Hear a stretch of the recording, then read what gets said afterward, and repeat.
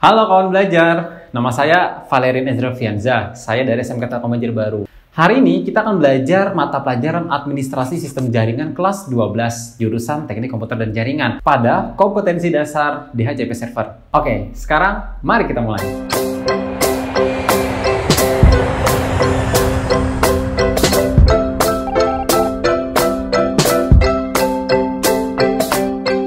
Kamu pasti udah tahu, kalau misalnya nih ada komputer di sebuah jaringan yang ingin berkomunikasi dengan komputer lain, komputer tersebut harus mempunyai alamat IP.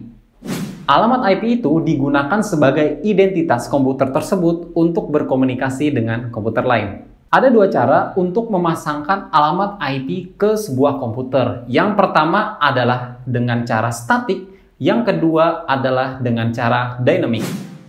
Kalau secara statik, user atau pengguna harus memasangkan alamat IP secara manual. Bahkan, tidak hanya alamat IP, user atau pengguna juga harus memasangkan subnet mask, default gateway, dan DNS server pada pengaturan jaringan di komputer tersebut. Hal ini akan menguras banyak sekali waktu dan tenaga jika kamu bekerja di jaringan yang luas dengan komputer yang sangat banyak. Padahal, kita harus memastikan antara satu komputer dengan komputer yang lain itu alamat IP-nya harus berbeda. Kalau misalnya ada komputer yang memiliki alamat IP yang sama, maka akan terjadi IP konflik.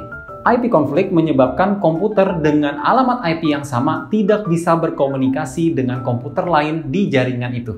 Maka dari itu, hadirlah cara kedua yaitu secara dynamic, di mana proses pengalamatannya jauh lebih mudah dan jauh lebih baik. Kalau secara dynamic, komputer akan mendapatkan alamat IP secara otomatis oleh sebuah sistem yang namanya DHCP server. DHCP server ini bertugas untuk memasangkan alamat IP kepada seluruh komputer di jaringannya. Bahkan tidak hanya alamat IP, DHCP server juga bisa memasangkan subnet mask, default gateway, dan DNS server.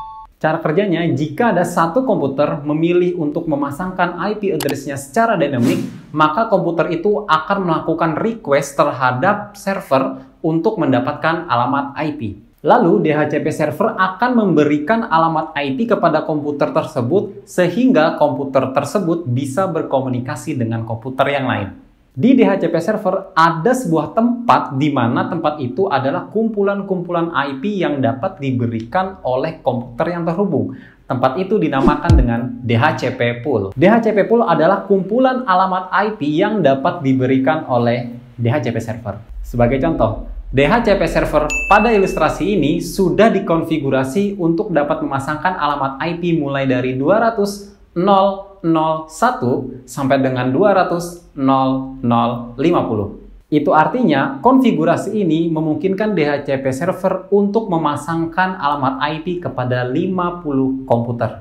Jadi, apabila ada komputer yang terhubung ke DHCP server ini, maka komputer itu akan mendapatkan alamat IP antara 200.0.0.1 sampai dengan 200.0.0.50. Alamat IP yang dipasangkan oleh DHCP server ke komputer yang terhubung itu bersifat sewaan atau biasa disebut dengan list time.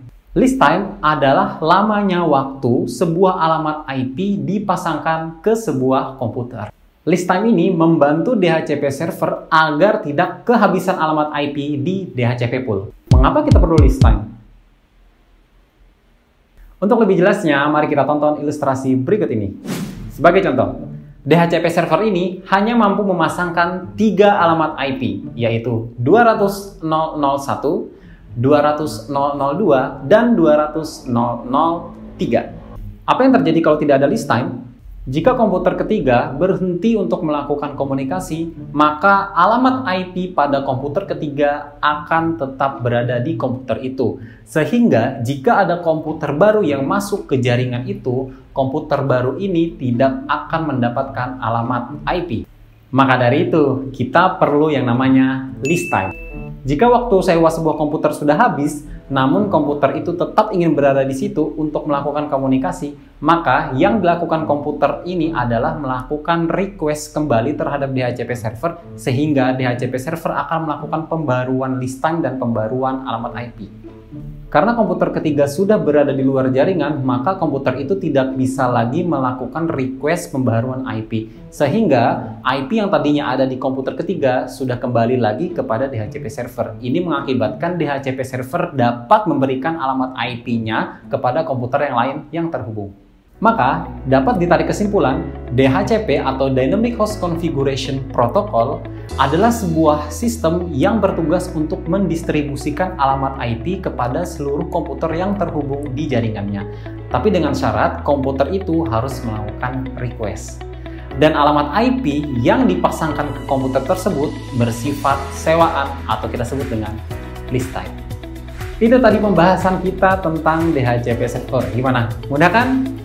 Sampai di sini dulu video kita hari ini. Sampai jumpa di video selanjutnya. Dadah kawan belajar!